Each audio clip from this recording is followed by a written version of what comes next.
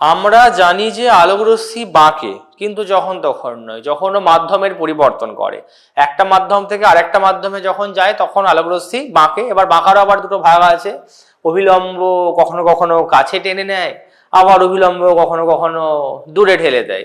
সেটা আমি বলেছিলাম গল্প, তোমরা জানো যে ঘন থেকে লঘুতে গেলে কি হয়, অবিলম্ব থেকে দূরে চলে যায়, লঘু থেকে ঘনতে আসলে কি হয়, অবিলম্বের দিকে চলে আসে। তো ঠিক আছে, একটা এর মধ্যে কেস আছে, দ্বিতীয় যে কেসটা আছে, যখন আলোক রশ্মি ঘন থেকে লঘুতে যায়, কেন লঘু থেকে ঘনতে গেলে এই ঘটনাগুলো ঘটে না সেটা তো পরে ব্যাখ্যা দেবো।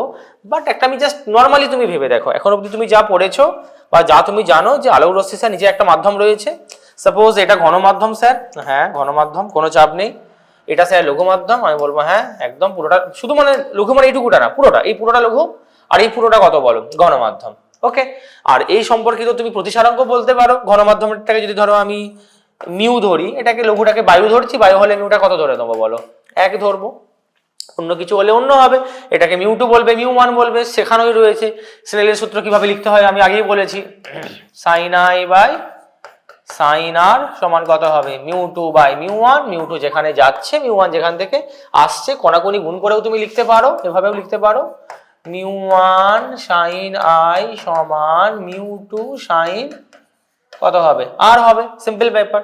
তো এবার ধরো আলোক রশ্মি তুমি এরকম ভাবে ফেললে, কিছু একটা কোণে পড়লে, ধরো এরকম একটা কোণে একটা আলোক রশ্মিকে ফেলেছো, আপতন কোণ আছে আই ওয়ান বা আই বললাম। তাহলে যেহেতু ঘন থেকে লঘু মাধ্যমে যাচ্ছে ভাই সাহেব, তো যাওয়ার কথা থাকে একদিক দিয়ে আর যায় অন্য আর একদিক দিয়ে। যাওয়ার কথা তো এদিকে ছিল, আর বাস্তবে কি হবে, ঘন থেকে লঘু মানে মেন রোড থেকে তুমি পাড়ার রাস্তায় যাচ্ছ, ট্রাফিক নিয়মকে বুড়ো আঙুল দেখিয়ে স্টাইল মারবে, কোনো ট্রাফিক নিয়ম মানবে না, অবিলম্ব থেকে তুমি দূরে চলে যাবে, ট্রাফিক নিয়ম থেকে তুমি দূরে চলে যাবে। তো আলোক রশ্মি কোন দিক দিয়ে যাবে বলো, আলোক রশ্মি বাঁকলো, বেঁকে এই দিক দিয়ে চলে গেল। ঠিক আছে, তাহলে এই একটা কিছু একটা মান পেলে, ধর এর মানটাকে বলছি আর। ঠিক আছে, একদম তুমি এখানে মানটান সবকিছু বের করতে পারবে, এটা তোমরা প্রত্যেকেই জানো। এবার তোমার মনে হলো যে স্যার কাজ করি, আমি লেজার নিয়ে, ধরো তুমি করছো লেজারটা, এখানে তুমি আস্তে আস্তে কি করছো, আপতন কোণটাকে বাড়াচ্ছ। ধরো এটা 30 ডিগ্রি ছিল, তুমি এটাকে আর একটু কচি করে বাড়িয়ে দিলে, ধরো এটা আই1 বললে, একটু বাড়ালে, তো ওই সূত্র অনুযায়ী কি বলবে, এটা যদি বাড়ে আর এর মানটাও কি হবে, বাড়বে স্যার, অনুপাতটা তো মিউ টু বাই ধ্রুবক থাকতে হবে। তাহলে এই রশ্মিটা এখন আরেকটু বাড়লো, এটা তাহলে কত হবে বলো, আর1 বলবে, এটাকে কত বলবে, আর1। তুমি কি করলে, আরো বাড়ালে, তো এই আরো বাড়বে, তো আরো এরকম হবে, এরকম হবে, হতে হতে দেখো একটা জায়গাতে তুমি এরকম করলে, আমি সেটা একটু অন্য কালার দিয়ে আঁকছি, সবুজ, একই জিনিস সবুজ দিয়ে আঁকছি বোঝানোর জন্য। ধরো তুমি এরকম ভাবে মারলে, তখন দেখলে এটা বাড়তে বাড়তে বাড়তে বাড়তে বাড়তে বাড়তে পুরো একদম বিভেদ তল দিয়ে চলে যাচ্ছে। মানে এই ক্ষেত্রে আর এর মানটা কত হয়েছে বলো, এই ক্ষেত্রে আর এর মানটা হয়ে গেল 90 ডিগ্রি। তাহলে যে আপতন কোণের জন্য, যে আপতন কোণের জন্য আর এর মানটা 90 ডিগ্রি হবে তাকে বলবে সংকট কোণ। আলোক রশ্মি খাতরে মে হ্যাঁ, সংকটে রয়েছে এখন, এই গেল গেল গেল গেল, রব উঠে গেছে। কারণ দেখো পরে কি হবে সেটা আমি পরে আসছি। তাহলে এই কোণটা, তাহলে সংকট কোণ কাকে বলবে বুঝতে পেরেছো? সংকট কোণ কি প্রতিসরণ কোণটাকে বলবে, কি আপতন কোণের যে মানের জন্য প্রতিসরণ কোণ 90 ডিগ্রি হবে তাকে সংকট কোণ বলবো। ওটাই হচ্ছে আনসার। তাই সংকট কোণের আনসার হচ্ছে আপতন আলোক রশ্মি যে কোণে আপত হবে বা এমন একটা কোণে আপতন হবে যার জন্য প্রতিসরণ কোণের মানটা 90 ডিগ্রি হয়ে যাবে, মানে আলোক রশ্মি পুরো বিভেদ তল ঘেঁষে বেরিয়ে যাবে, সেই আপতন কোণটাকে আমরা বলবো সংকট কোণ। ঠিক আছে, খুব ভালো কথা স্যার, বুঝলাম সংকট কোণ হলো। ঠিক আছে না, 90 ডিগ্রি ঘেঁষে 90 ডিগ্রি থেকে চলে গেল। কেন সংকট বলছি জানো, তুমি মনে হলো দুষ্টু বুদ্ধি জাগলো, স্যার কাজ করি না, আর একটু স্যার বাড়িয়ে দিই না, স্যার সংকট কোণে যাচ্ছে একদম গা ঘেঁষে ঘেঁষে যাচ্ছে, ঠিক আছে আমি আরেকটু বাড়িয়ে দিই স্যার, এরকম করে টেনে দেবো, অতটা না করলেও চলবে, তুমি জাস্ট একটুখানি বাড়িয়ে দিলে তার থেকে সংকট। তাহলে এই কোণটা হলুদ যে কোণটা তুমি দেখতে পাচ্ছ আমি এঁকেছি, এই কোণটা কোন কোণ বলো, সংকট কোণের থেকে বড় কোণ। তাহলে এই কোণটার মান, ধর এটাকে যদি আমি আই বলি, এটা গ্রেটার দ্যান কত হয়ে গেছে, সংকটের থেকে বড়। সংকট যদি তোমার 40 হয়, তুমি 41 ডিগ্রি ফেলেছো আলোক রশ্মিটাকে, তখন লেজারটা ফেললে 41 ডিগ্রিতে ধরলে, তখন তুমি কি দেখবে জানো, তখন এমনিতেই তো বেচারার অবস্থা খারাপ হয়ে গেছিল, বিভেদ দল ঘেঁষে যাচ্ছিল, আর তো এদিক ওদিক যাওয়া সম্ভব নেই। ভাই সাহেব তখন কি করবে? ও হো হো, ভাই সাহেব তখন ঘুরে আবার ঘন থেকে ধাক্কা খেয়ে আবার সেই ঘন মাধ্যমেই ফিরে এলো, ঘন মাধ্যমেই ফিরে এলো, মানে কোনো প্রতিসরণ ঘটলো না।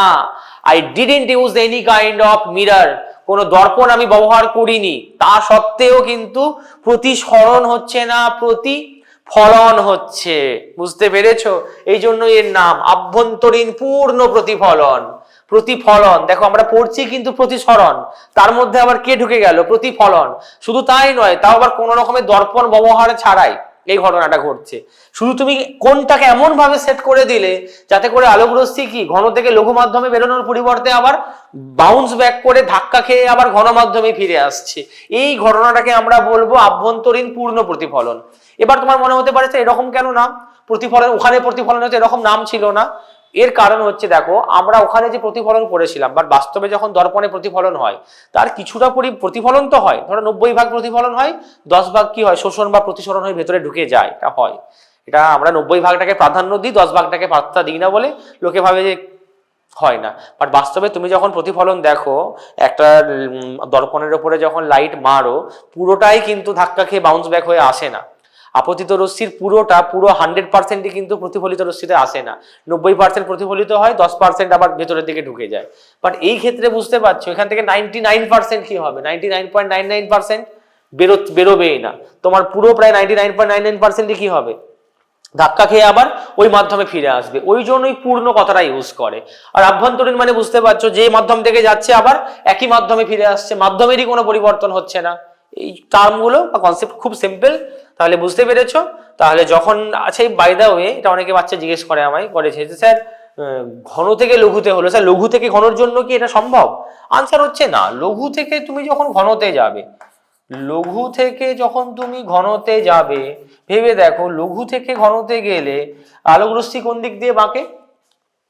অভিলম্বের দিকে বেঁকে যায়, এদিক দিয়ে বেঁকে যাচ্ছে। তো তুমি আরো বাড়ালে কি হবে? এদিক দিয়ে হয়ে যাবে, আরো কাছে হবে, আরো কাছে হবে। তো এই মাধ্যমে সেম মাধ্যমে ভাই ফিরে আসার তো কোনো সম্ভাবনা না। অ্যাটলিস্ট তুমি যদি এরকম ভাবে দাও তখন কি হবে? বিভেদ তল দিক দিয়ে ভাবে চলে যাবে, কিন্তু ওই মাধ্যমে ফিরে আসার তো কোনো চান্সই নেই। বুঝতে পেরেছো? তাহলে এই কথাটাও মাথায় রাখতে হবে। আভ্যন্তরীণ প্রতিফলন বা যেটাকে আমরা কি বলি টোটাল ইন্টারনাল রিফ্লেকশন, শুধুমাত্র ঘন থেকে যখন আলোক রশ্মি লঘুতে বেরোনোর চেষ্টা করবে তখনই হওয়ার সম্ভাবনা আছে। লঘু থেকে ঘনতে যাওয়ার জন্য কোনো দিনও তুমি টিআইআর দেখতে পাবে না। টিআইআর মানে আভ্যন্তরীণ পূর্ণ প্রতিফলন বা টোটাল ইন্টারনাল রিফ্লেকশন। আর ক্রিটিক্যাল কোনটা বললাম? ক্রিটিক্যাল কোনটা হচ্ছে একদম কানাই কানাই যাচ্ছে, একটুখানি জাস্ট বাড়িয়ে দিয়েছো সংকটের থেকে, দুম করে কি হয়ে গেল? আলোক রশ্মি প্রতিসরণ হওয়ার পরিবর্তে প্রতিফলন হয়ে চলে আসলো। তোমাকে কি করতে হবে? ওই জন্য ধরো যে কোনো আমরা কোনো একটা তোমাকে ক্যালাসন দিয়ে দিয়েছে, সেই ক্যালাসনটার জন্য তোমাকে কি বের করতে জানতে হবে যে এর সংকট কোণ কত। কারণ সংকট কোণের তুমি তো চাইছো আভ্যন্তরীণ পূর্ণ প্রতিফলন, আর আলোক রশ্মিটাকে ফেললে সংকট কোণের থেকে কমে, সংকট কোণের থেকে কমে ফেললে ভাই জীবনে প্রতিফলন হবে, আভ্যন্তরীণ পূর্ণ প্রতিফলন হবে নাকি আলোক রশ্মি বেরিয়ে চলে যাবে? আলোক রশ্মি বেরিয়ে চলে যাবে। তাহলে তোমাকে যদি আভ্যন্তরীণ পূর্ণ প্রতিফলন পেতে হয়, সবার প্রথমে তোমাকে সংকট কোণের মানটা জানতে হবে, আর কোণের মানটা জানার পরে তুমি আলোক রশ্মিকে ওই কোণটার থেকে বেশি কোণেই ফেলবে যাতে করে প্রতিফলনটা হয়। ঠিক তো? তাহলে সবার প্রথমে আমাকে সংকট কোণটা মানটা বার করতে হবে। সেটা আমি কি করে করব? ওই স্নেল দাদু আছে একমাত্র, উনি আমাদেরকে সাহায্য করবেন। তো সংকট কোণ আমরা কি বলেছিলাম? যে কোণের জন্য আলোক রশ্মি কত ডিগ্রি কোণে যাবে বলো? প্রতিসরণ কোণটা কত হবে বলো? 90 ডিগ্রি হবে। তো সেটাকে যদি আমি বসাই ওই সূত্রটা অনুযায়ী সাইন আই, তাহলে এখানে আই না বলে যেহেতু সংকট কোণ বলছি আইসি বলবো, ঠিক আছে, বাই সাইন আর। আরটা কত হবে বলো? 90 ডিগ্রি। সূত্র কি? মিউ2 বাই মিউ1। যেখানে আলোক রশ্মি যাচ্ছে, এখানে কোথায় যাচ্ছে বলো? তুমি বায়ু ধরে নিয়েছি এই ক্ষেত্রে, তাহলে এই ক্ষেত্রে বায়ু ধরেছি বলে কিন্তু 1 হবে, নইলে তুমি সবসময় বেসিক ফর্মুলা দিয়ে করবে, যেখানে যাচ্ছে বা যেখান থেকে আসছে। কারণ তোমাকে কোশ্চেনে দিতেই পারে সবসময় বায়ু দেবে, তার কিন্তু কোনো মানে নেই। তো যা দেবে তুমি তার মানটা বসিয়ে দেবে। আমি যেহেতু ধরেছি বলে করছি, মিউ2 যেখানে যাচ্ছে, বায়ুতে যাচ্ছে বলে 1 করলাম, মিউ1 যেখান থেকে আসছে সেটা কিছু একটা আছে বলে তাকে আমি মিউ ধরলাম। বাট আমি আবার বলছি, রেকমেন্ড করছি, সব সময় তুমি মিউ2 আর মিউ1 দিয়েই লিখবে। তোমাদের বইয়ে এগুলো আছে বলে আমি করাতে বাধ্য হচ্ছি, নইলে আমার তো করানোর পছন্দই নয়। জাস্ট মিউ2 মিউ1 লিখে লিখে করতে আমি ভালোবাসি, কারণ তাতে ভুল হওয়ার চান্সটা অনেক কম হয়ে যায়। তুমি মুখস্থ পড়ে গেলে মিউ দিয়ে এক্সাম হলে দুটো আলাদা আলাদা মাধ্যম দিয়ে দিয়ে গুলিয়েই ফেললে কোনটা মিউ1 কোনটা মিউ2 ঘেটে ঘ হয়ে যাবে। তার থেকে বেস্ট প্রসিজার কিন্তু ওইভাবে করাটা। যাই হোক, sin 90 এর মান কত হয় বলো? 1 হবে। তো sin 90 এর মান যদি 1 হয় তাহলে আইসি কত হয়ে যাবে বলো? সংকট কোণ হয়ে যাবে তোমার sin ইনভার্স 1/μ। বুঝতে পেরেছো? এটা হচ্ছে সংকট কোণের মান। তো সংকট কোণের মান হবে sin ইনভার্স 1/μ। তাহলে যখন তোমার লঘু মাধ্যম মানে বায়ু মাধ্যমে যাবে, সবার মানে বায়ুতে যখন আমরা করব, বায়ুতে করলে কোনো এত তোমাকে ভাবতে হবে না, চুপচাপ কত করে দেবে sin ইনভার্স 1/μ, ওই যে জিনিসটাকে রেখেছো তার প্রতিসারাঙ্কটাকে অনন্য আকারে লিখবে, সাইনের মানটা বসিয়ে দেবে, তুমি ডাইরেক্ট কি পেয়ে যাবে? সংকট কোণের মান পেয়ে যাবে।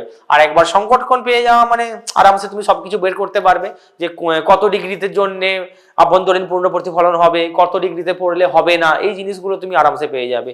মানে ধরো তোমার সংকট কোণ বেরোলো 40 ডিগ্রি আর আপতন কোণ হচ্ছে 30 ডিগ্রি, প্রতিসরণ হয়ে যাবে, বেরোবে, আলোক রশ্মি তোমার বেরিয়ে যাবে, ভেতরে এই মাধ্যমেই ফিরে আসবে না। 39 ডিগ্রি 39.9 পর্যন্ত কি হবে?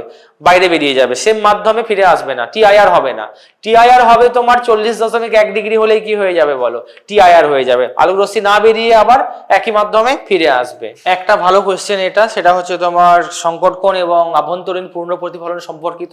কোশ্চেনটা হচ্ছে যে একটা তোমার কাঁচের এরকম ফলক আছে, যেমন ওই যে টেবিলের উপরে যেগুলো থাকে না, বা ডাইনিং টেবিলের যে কাঁচের তোমার ওই যে ফলকগুলো হয়, তার তলায় তুমি 1 মিটার নিচে একটা বাল্বকে রেখেছো। ওকে, তো বাল্বকে রাখলে তুমি উপর থেকে দেখলে কি দেখবে? কিছুটা দেখবে এরকম একটা গোল মতো অংশ জুড়ে আলোটা দেখবে জ্বলছে, সেটা বুঝতে পারবে, তুমি পরিষ্কার দেখতে পাবে।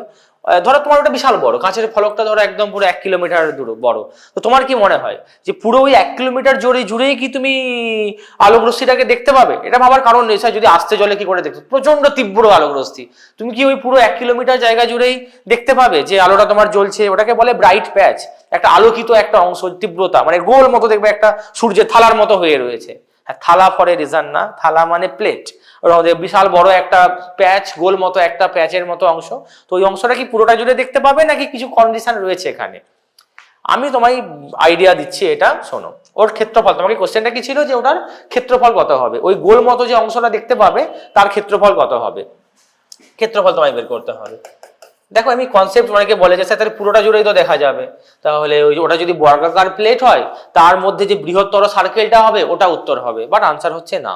কারণটা আমি বলছি, ভেবে দেখো। প্রথমে যে আলোক রশ্মি তো বেরোবে, বাল্ব থেকে তো আর একটা দুটো আলোক রশ্মি বেরোচ্ছে না, এরকম লাখ লাখ বেরোবে, এরকম ভাবে সব দিক দিয়ে বেরোবে না, এরকম ভাবে ধরো আরো বড় এটা এখানটাতে যাবে, তারপরে শুধু কি একদিক দিয়ে বেরোবে নাকি না, এদিক দিয়ে বেরোবে, এদিক দিয়ে বেরোবে, এদিক দিয়ে বেরোবে, আরো তোমার যত দূর তুমি নেবে ওটাকে যত টেনে লম্বা করবে তত দূর দিকে চলতেই থাকবে।